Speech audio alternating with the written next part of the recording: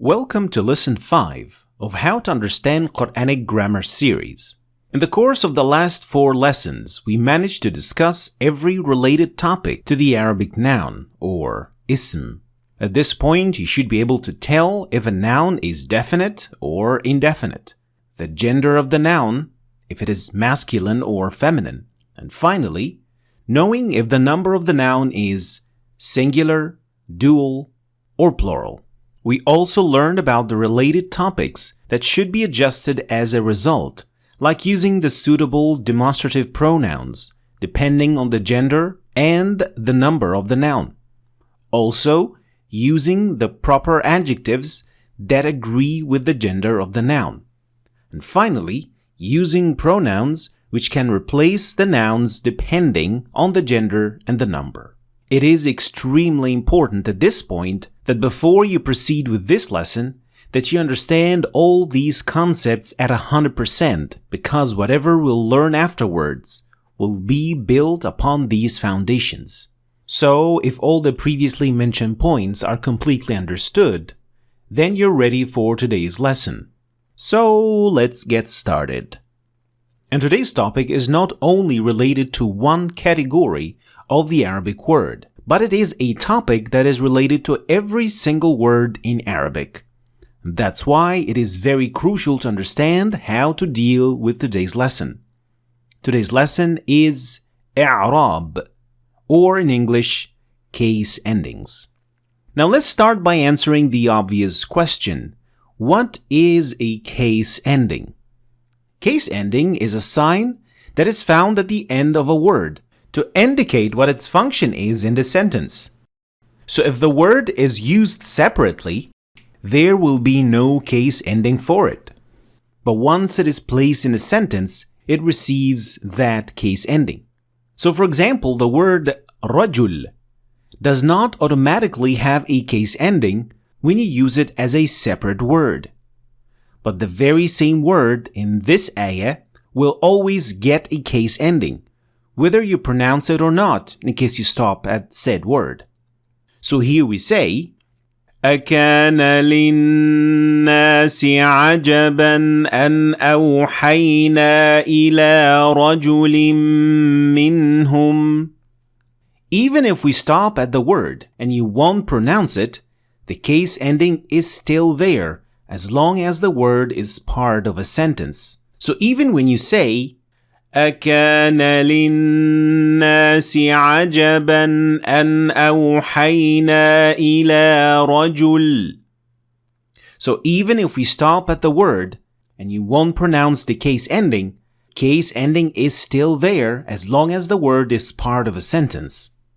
So now that we know what I'rab or case ending is, why is it so important and why are we learning it now? Besides the fact that I'rab or case ending is related to every single word in Arabic, it also determines what the function of the word is in the sentence. So now you might be wondering, why would that be so important to know? Doesn't word order reveal enough information about the function of the word? Since if we say, for example, Yusuf saw Jacob, it is pretty clear who did what in the sentence. So why is case ending needed when you translate it into Arabic? Well, in English, that might be true. Word order reveals enough information about the function of the word. But that very same sentence in Arabic, without case endings, would be very ambiguous and even very misleading. So it would be رأى يوسف يعقوب. Here's a sentence without case endings. Now, why would that be ambiguous or misleading? Because if you say رأى يوسف يعقوب, it would mean indeed the same as the English sentence, that Yusuf is the subject and he did the action of the verb. But if you say رأى يوسف يعقوب, it would mean that Jacob is the one who saw Yusuf. The very same sentence, the very same word order, the only difference is the case ending, and that was enough to turn the one doing the action into the one affected by the action, which is a big difference. So getting the i'rab or the case endings right is extremely important when it comes to the Holy Quran. Making a mistake in the case ending is called in Arabic lahn, or a clear mistake, which is actually haram to make, if you're able to learn and avoid it, of course. Because switching these endings around will definitely ruin the meaning of the ayah. So let's have a look at this example to understand how serious this type of mistakes is. In this ayah we read, إِنَّمَا يَخْشَى اللَّهَ مِنْ عِبَادِهِ الْعُلَمَاء, which means only those of knowledge fear Allah. However, if we by mistake switch the case endings, the meaning would be only Allah fears those of knowledge, which is not only a wrong meaning, it is even blasphemous. So understanding the meaning of these case endings is very crucial, and in this example, a mistake can have very serious consequences to the meaning of the ayah. So this can also give you a perspective on why grammar is very important in understanding and reciting the Quran properly. And if you want to learn more about this type of mistakes and how to avoid them, you can check out this video about clear and subtle mistakes of tajweed. So far we know what i'rab or case endings is, why we learn it, and how important it is for Quranic Arabic. Let's see what kind of case endings are there. There are three types of case endings: short vowels, long vowels, and tanween. Short vowels are found in all three types of words, so nouns, verbs, and prepositions. They are the signs of tashkil, including the sukun or no sign at all in the Quran. Like in this example, قُلْ أَعُوذُ بِرَبِّ الْفَلَقِ. Here we see that the word قُل ends with sukun. The word أعوذ ends with ضمة. The word بِرَبِّ ends with كسر. So these are the case endings of short vowels. Second is the long vowels. Case endings of long vowels only occur with nouns, so not with verbs or prepositions. With long vowels there are only three possibilities: alif, waw, and ya. And you'll see them added to the end of the word, like the two variations of dual and plural masculine nouns that we've learned in the previous lesson. So when we say al-mu'minun and al-mu'minin, they are exactly the same word, but they have different functions. Other words like the, thu, the, which we learned in lesson 7 of how to understand 50% of Quranic vocabulary series. The same story, all of them mean the same thing, but they have different functions. Like in this example, لا يتخذ المؤمنون الكافرين أولياء من دون المؤمنين. Here we see that the word al-mu'minun and al-mu'minin were used in the same sentence in two different variations because they have different functions. Last is the tanween, which occurs exclusively with nouns as well. It is also one of the most important signs for indefinite nouns. Like in this example, ضرب الله مثلا رجلا فيه شركاء متشاكسون ورجلا سلما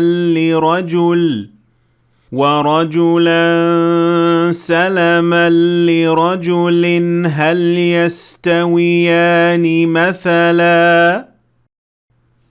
Here we see the word rajul used in two different variations. In the first two instances it was used as rajulan, but in the third instance it was used with tanween kasr, li rajulin. because of the different function in this case. Next and most important, how do we learn the case endings or the i'rab of the words in the Quran? There are, of course, a good number of rules that are simple enough to understand and apply in your analysis. And we'll start going deeper into them starting from lesson 6 when we start discussing the Quranic verbs. However, the i'rab of the Quran in its entirety is a highly complex endeavor which will be outside the scope of this series. But as for a start, knowing the basics will be more than enough to get you going to understanding the Quran with ease, insha'Allah. And from this lesson on, you should always include the case ending in your analysis of the Arabic nouns, whether you already know its function or you'll learn it in future lessons. Let's see an example to learn how to properly do that. قد أفلح المؤمنون الذين هم في صلاتهم خاشعون والذين هم عن اللغو معرضون. Now let's start by highlighting all the nouns that we see in front of us. So we have المؤمنون, صلاتهم, خاشعون, اللغو, and معرضون. And now we'll try to find out the 4 characteristics of the Arabic noun.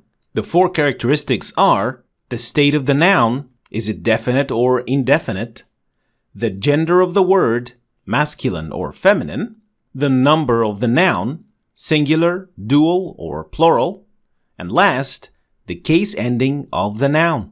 The word al-mu'minun is definite because it starts with al.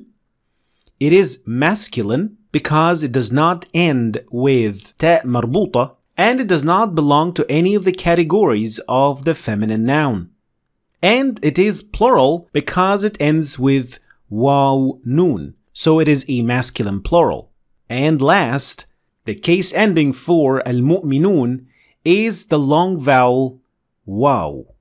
Now moving on to the word salatihim. The first thing you should pay attention to is that the word salatihim is made up of salah and the suffix him, which means their. So salatihim means their prayer. So the word salatihim is a definite noun because it is added to a suffix, which is hum, which means their, so it is defined and specified. And therefore, we can say that this word is now a definite noun. It is also a feminine noun because the word salah ends with ta marbuta. Remember, you should always check the original form of the word, and in this case, it is salah, which originally ended with ta marbuta. Salatihim is also a singular noun because it does not have any of the plural suffixes that we've learned. And as for the case ending, it is found at the end of the word salah, so it is the kasra under the ta. Pay attention not to look for the case ending at the end of the suffix, but rather at the end of the original word, because the suffix is not an original part of the word. And using the knowledge that you've built up in the course of the last 5 lessons, categorizing the rest of these words should be pretty straightforward. Can you fill in the blanks here? Let me know in the comments below. And before you go, don't forget to check out the description for the homework of this lesson. And of course, you can leave your answers of the homework in the comments section, and I'll have a look at it and I'll give you my feedback if you want to have my feedback. Thanks for watching. I hope you have learned something new today. If you did, please like and share the video for other people to learn from it. And don't forget to subscribe to our channel if you want to see more videos like this. Thanks for watching, and I'll see you in lesson 6.